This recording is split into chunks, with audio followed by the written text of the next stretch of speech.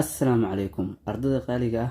Waxaan filayaa in markaan arday kasta oo shahaadiya uu wada diyaargarowgii ugu dambeeyay ee ku saabsan imtixaanka qaranka. Waxaan horay idinkula wadaagay muuqaallo ku saabsan habka aad imtixaanka u diyaarsan lahayd, sida muuqaalkan ku guuleyso imtixaanka 2022 iyo ku diyaari imtixaanka wax ka yar bil. Haddaba halkan waxaan kugula wadaagayaa 5 shay oo ay tahay inaad ka fogaato imtixaanka ka hor. Ku soo dhawaada muuqaalkeena maanta.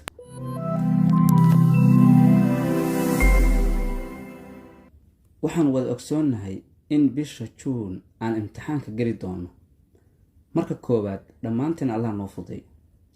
Waxaan horay uga hadli jirnay kan samee iyo kan samee. Kaalay aan maanta ka hadalnay ha samaynin. Waxaan filayaa in ha samaynin ay ka saamayn badan tahay samee. Waana mowduuc asaasi fadlan muuqaalka laagsaar.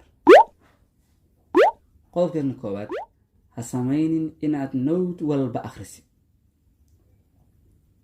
Waxaad isku dayaysaa inaad su'aal kasta oo macquul ah aad indhahaaga ku aragtid ka hor imtixaanka. Taasna macquul ma ah. Waxaad wacaysaa saaxiibada markaasay WhatsApp notes kugu soo diraya. Kadibna waad akhrinaysaa, haddana mid kale ayaad waxaad weydiinaysaa note kale. Haddana waad akhrinaysaa. Ha samaynin sidaas. Kaliya akhri note-kaaga adiga aad horay ugu diyaarsatay casharadii iskuulka iyo buugaagta iyo weliba waraaqihii hore ee imtixaanka dowladda. Waxaadna ka heli doontaa fikrad guud sida imtixaankaagu u ahaan doono.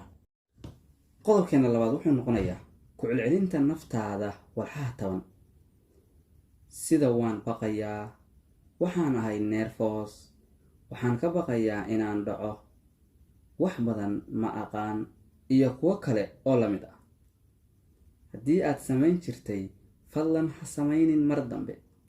Kuna bedel kuwo kale oo ka wanaagsan. Fadlan naftaada u samee sawir qurux badan, sida waan deganahay, waan samayn karaa wax kasta oo imtixaanka ku saabsan, waxaan dareemayaa inaan guul soo hoyn doono.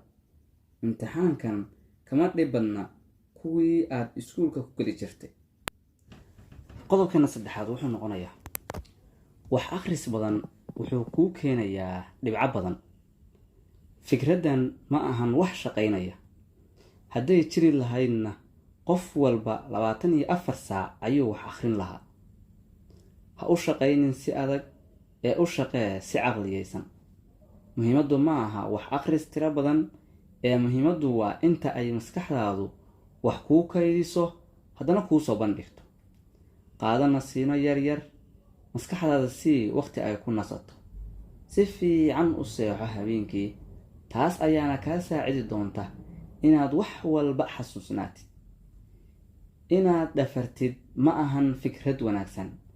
Muhiimadduna tirada ma ahan ee waa.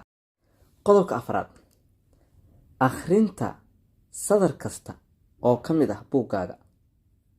Waxaan marar badan arkaa arday buugga u akhrinaysa sadar ama line to line imtixaanka ka hor.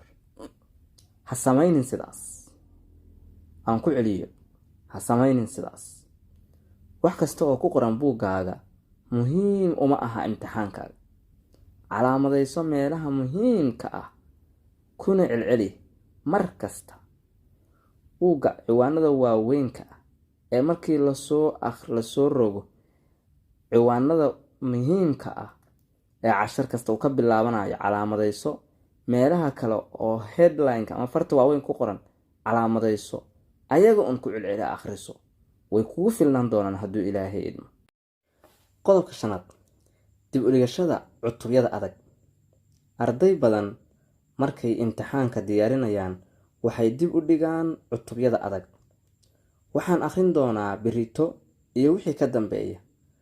Ogowna berrito ma dhammaanayso ilaa imtixaanka la gaaro. Markaasna wax walba waxay u muuqan doonaan wax aan waxba laga qaban karin. Fadlan ha samaynin sidaas. Hadda fooda geli wax kasta oo kugu adag. Hana dib dhigan. Hadda ayaad haysataa waqti kugu filan. Kuna naso imtixaankana ku diyaarso. Waxaan filayaa in qodobadan ha samaynin si fiican ku anficeen. Si aynu u ogaano qodobka ku soo jiitay, commentiga nagula wadaag. Sidoo kale haddaad haysid qodobo kale oo ha samaynin imtixaanka ka hor ah, nala wadaag. Sidoo kale haddaad wax badan ka fahantay muuqaalka, fadlan like and share. Haddii YouTube-ka subscribe uusan kuu saarnayn, maxaad sugaysaa? Ka dhawaaji gambareelkana furo si uu kuu soo gaaraan muuqaaladeena. Mahadsan.